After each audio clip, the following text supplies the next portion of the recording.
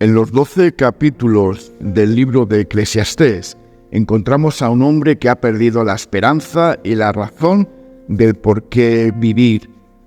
Y vemos a un hombre que escribe desilusionado y que trata de alcanzar la felicidad por sus propios medios y nunca la puede alcanzar.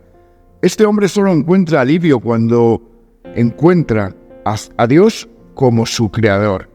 La expresión debajo del sol se repite 29 veces. La mente de un hombre que observa todo lo que está debajo del sol. O sea, que su mirada no está puesta en las cosas que están en el cielo. Y quiero invitarte a leer conmigo en el libro de Eclesiastés, en el capítulo 1 y versos del 1 al 11. Las palabras del predicador, hijo de David, rey en Jerusalén. Vanidad de vanidades, dijo el predicador, vanidad de vanidades, todo es vanidad. ¿Qué provecho tiene el hombre de todo su duro trabajo con que se afana debajo del sol? Generación va y generación viene, pero la tierra siempre permanece. El sol sale y el sol se pone, vuelve a su lugar y de allí sale de nuevo. El viento sopla hacia el sur y gira hacia el norte, va girando de continuo y de nuevo vuelve el viento a sus giros. Todos los ríos van al mar, pero el mar no se llena. Al lugar donde los ríos corren, allí vuelven a correr. Todas las cosas son fatigosas y nadie es capaz de explicarlas. El ojo no se harta de ver, ni el oído se sacia de oír.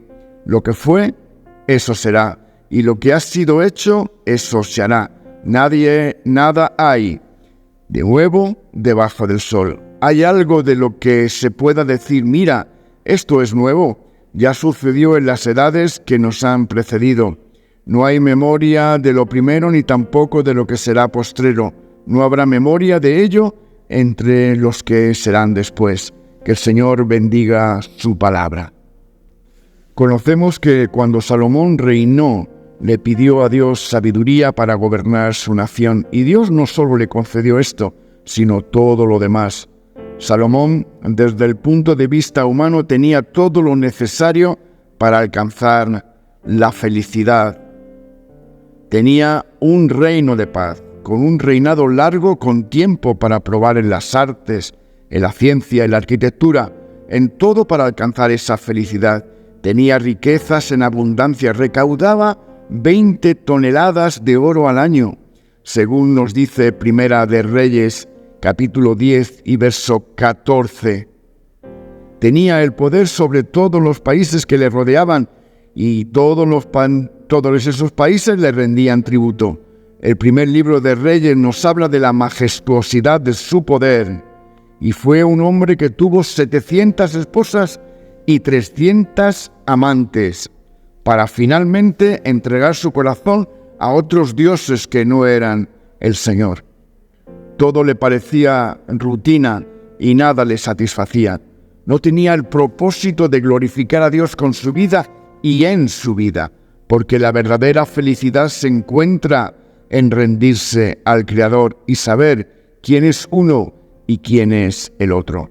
John Rockefeller fue un empresario norteamericano del petróleo.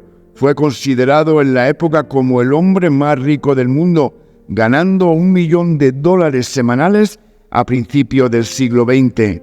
Levantó un gran imperio económico que se extendió hasta un punto que ninguna otra empresa en la historia ha logrado alcanzar hasta hoy en día. Pero no podía comer porque tenía un problema digestivo generado por tanto estrés, por tanto afán, y esto le causaba amargura, estaba amargado. El hombre sin Dios no le encuentra sentido a la vida, porque todo lo que se hace debajo del sol no tiene sentido. La verdadera felicidad se encuentra encima del sol, donde debemos poner nuestros ojos. El hombre natural ve la vida como una rutina interminable y fastidiosa. Cuando le preguntas, a cualquiera te dice, yo solo quiero tener salud y ser feliz. Todos tenemos un comienzo al llegar a este mundo, pero todos viviremos hasta diferentes edades. no todos moriremos a la misma edad y en las mismas condiciones, y por tanto todos tenemos el mismo valor delante del Señor, porque el Señor no hace diferencia entre ricos y pobres, porque Él no hace acepción de personas. Generación va y generación viene, y al final todos vamos a morir, indica el Rey. De hecho, si nosotros viviéramos por siempre pero sin propósito, la vida seguiría siendo un suplicio de tanto poner la mirada en las cosas que están debajo del sol. Lo que le da valor, lo que le da sentido a la vida, lo que le da significado no es el tiempo que vivimos, sino cómo vivimos. Es el propósito que Dios nos da y tenemos en Él. Salomón vio lo negativo porque no veía a Dios en todo. El agua corre, va al mar, el sol la calienta, se evapora, vuelve a las nubes y nos rocía con la lluvia. ¡Puf! Siempre lo mismo, qué monotonía. Sin observar lo precioso, lo maravilloso de ver correr el agua hacia el mar, cómo Dios en su poder la hace volver a las nubes para que en su tiempo riegue la tierra y la alimente. Gloria al Creador. Esa es la diferencia. Observar lo precioso de la creación. Nosotros, sus hijos, debemos ser completamente dependientes de Él para el sentido, para el valor, para el significado de la vida y su razón de ser. Romanos capítulo 8 nos dice: porque la creación ha sido sujetada a la vanidad, no por su propia voluntad, sino por causa de aquel que la sujetó sin esperanza. Porque la creación perdió toda su razón de ser, no por su propia voluntad, sino por aquel que así lo dispuso. La palabra que se tradujo aquí como vanidad quiere decir en realidad vacío, inútil, insustancial, fracaso. Algo que presenta decaimiento, que es perecedero, que no tiene ningún sentido. Lo que había sido precioso y declarado bueno por causa del pecado se convierte en hostil y en peligroso para el hombre, lleno de peligros. Sale el sol, se pone el sol y se apresura a volver al lugar donde se levanta, nos dice Eclesiastés. Todas las cosas son cansinas, fatigosas, más de lo que el hombre puede expresar. Nunca se sacia el ojo de ver ni el oído de oír. Lo mismo pasa con la vieja naturaleza que tenemos. Nunca está satisfecha. No importa cuánto ha visto u oído, quiere ver más y oír más porque es insaciable. Y cuando llega a estar tranquila porque lo ha conseguido, vuelve a tener inquietud de corazón y saciar más. Ahora esto no sucedió porque la naturaleza lo quiso así, sino que fue consecuencia del pecado del hombre. Y la vanidad pasó a ser la dependencia del hombre sin contar con Dios. El mundo físico también quedó sujeto a la misma maldición, como si la creación hubiera perdido toda su razón de ser. Nosotros habíamos decidido que las cosas de este mundo eran mejores que el propio Creador, y ahora, lamentablemente, el hombre está destituido de la gloria de Dios sin Cristo. La vanidad pasó a seducir y dominar la voluntad del hombre, perdiendo nuestro propósito. ¿Cómo el hombre puede vivir así? Eclesiastés 2:25 nos dice: pues, ¿quién comerá y se regocijará separado de él? Cuando en él está la vida, y la vida es la luz de los hombres, pero los hombres amaron más las tinieblas que la luz. Por tanto, la vanidad que era para ser algo bueno por causa del pecado, ya no lo es. Cristianos a los que la vida les parece tediosa, que el venir a la iglesia les resulta aburrido, que las cosas de Dios no son importantes, que no se sienten satisfechos, que escuchan la palabra de Dios y no pasa nada, que cuando hay presión dejan de congregarse. Dicen ser cristianos, pero no tienen propósito en sus vidas. Están viendo el ejemplo del proceso del agua que corre hacia el mar y vuelve a las nubes como algo aburrido y no glorifican a Dios por eso y por todo, sabiendo que Dios tiene un plan para cada uno de sus hijos. pues Él solo puede darnos sentido. Gracias a Dios por nuestro Señor Jesucristo, que nos da sentido y nos restaura en una comunión preciosa con el Creador. Él cargó toda nuestra transgresión y nos da vida, y vida en abundancia. Ahora tenemos propósito, estando en la presencia de Dios. El sentido, valor y propósito lo encontramos en Jesús, a pesar de lo breve que es la vida. Eclesiastés nos recuerda que no tenemos todo el tiempo del mundo, que el tiempo es realmente corto. La invitación de Eclesiastés es a vivir en el temor del Señor o a quedarnos en las vanidades de esta vida. La encarnación de Cristo nos recuerda que la vida eterna empieza ahora y aquí, cuando todos reconocemos cuán hermoso es Jesús, que nos da la esperanza, cuán hermoso es Jesús, que nos da la paz. Él es la imagen del Dios invisible, soberano sobre toda la creación. Cristo es el resplandor de la gloria del Padre, la expresión exacta de su ser, el Rey de gloria. Por eso, Eclesiastés nos recuerda que a pesar de lo corta que es la vida, tenemos tiempo para ser agradecidos. No hay cosa mejor para el hombre que coma y beba.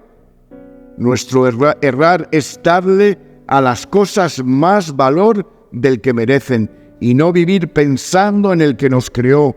A veces vivimos pensando en cuando las cosas van a terminar y como si estas cosas fueran el verdadero propósito de nuestras vidas. Pablo nos recuerda en su primera carta a Corintios, capítulo 10, sea que comamos o bebamos, hagámoslo para la gloria de Dios. Y en su primera carta a Tesalonicenses, capítulo 5, nos recuerda, orad siempre, sed agradecidos y alegraos. Por tanto, la gratitud y la alegría, dice el apóstol, están relacionadas. Vivamos agradecidos mientras caminemos por esta tierra, porque cada día es un regalo de Dios.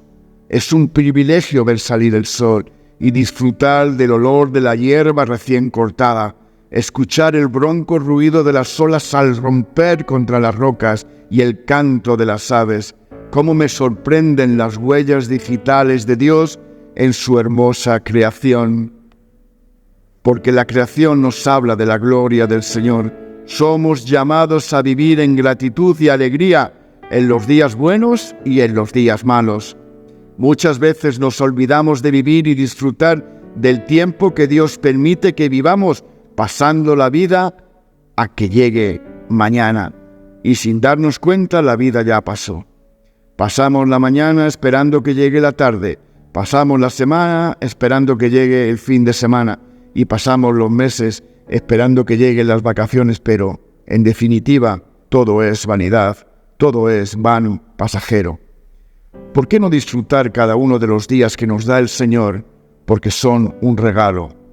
Eclesiastés capítulo 7 y verso 14 dice, en el día del bien goza del bien, y en el día del mal considera que Dios hizo tanto lo uno como lo otro, de modo que el hombre no puede descubrir nada de lo que sucederá después de él. Por la gracia de vivir por Jesús, nos da propósito, incluso en nuestros sufrimientos. No sufrimos sin sentido, no sufrimos porque sí, es solo un proceso que nos prepara para algo mejor, como el rey David. Que la tribulación momentánea está produciendo un peso de gloria mayor que ha de manifestarse en nosotros. Por tanto, estoy seguro que cualquier aflicción no se puede comparar con lo que ha de venir. Merece la pena vivir para Cristo, aun en los días malos, porque considero, dice Pablo en Romanos 8, que los padecimientos del tiempo presente actual no son dignos de comparar con la gloria que pronto nos ha de ser revelada, pues la creación aguarda con ardiente anhelo la manifestación de los hijos de Dios. El enfermo no le dice al doctor, espere un momento, déjeme vivir un poco más, tengo que acabar esto o acabar aquello, necesito quedarme un día más, debo ver a mi hijo.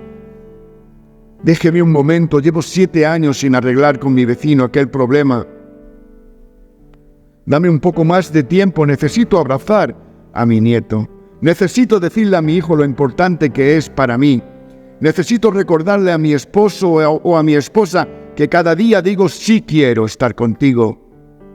Disfrutemos la vida en el temor del Señor, porque ese es el principio de la sabiduría, porque todo lo invertido aquí tiene consecuencias, repercusiones eternas, sabiendo que la muerte no es el final, que ya la podemos mirar cara a cara sin miedo, porque Cristo venció su opresión. Todo lo que somos le pertenece a Él. Entendamos para vivir buscando el reino de Dios y su justicia, sin interés en las cosas añadidas, pues Dios ya sabe de qué tenemos necesidad. Vivamos por una causa más grande que nosotros mismos, vivir pensando en lo eterno. Una salvación tan grande no la podemos guardar, la debemos compartir con otros que viven atrapados por una vanidad explotadora. El Salmo 27 nos recuerda que nos fortalecemos buscando al Señor. Si yo no creyese que he de ver la bondad del Señor en la tierra de los vivientes, Salomón concluye el libro de Eclesiastés, capítulo 12, versos 13 al 14, diciendo: la conclusión de todo el discurso oído es este: teme a Dios y guarda sus mandamientos, pues esto es el todo del hombre, porque Dios traerá a juicio toda acción, junto con todo lo escondido, sea bueno o sea malo. Y Pablo, en su primera carta a Corintios, capítulo 15 y verso 58, nos dice: así que, hermanos míos amados, estén firmes y constantes, abundando siempre en la obra del Señor, sabiendo que su arduo trabajo en el Señor no es en vano. Si todo lo que nuestra carne anhela es vanidad, gastemos nuestra energía en el arduo trabajo que invierte en el reino de los cielos. Tengamos nuestra mirada por encima del sol, en las cosas no perecederas, eternas, y dejemos de mirar las cosas que perecen, que se quedan acá donde el orín y la polilla lo pueden corromper. Que el Señor te guarde y te bendiga en este día, en Cristo Jesús. Amén y amén.